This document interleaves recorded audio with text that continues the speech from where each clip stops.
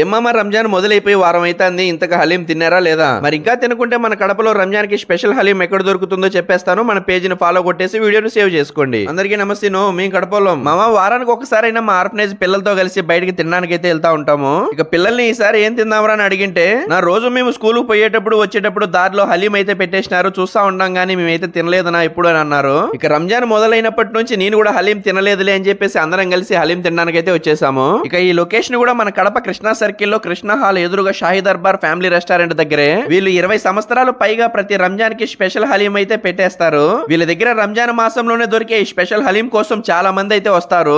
మీరే చూసినారు కదా క్రౌడ్ ఎట్టుందో ఇక్కడ.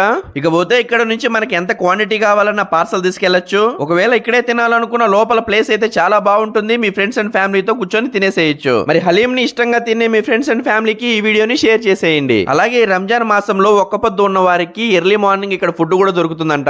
నేను కూడా ఈసారి ఒక్క పొద్దు ఉండాలనుకుంటున్నాను. ఆ వీడియో కూడా త్వరలో పెట్టేస్తాను.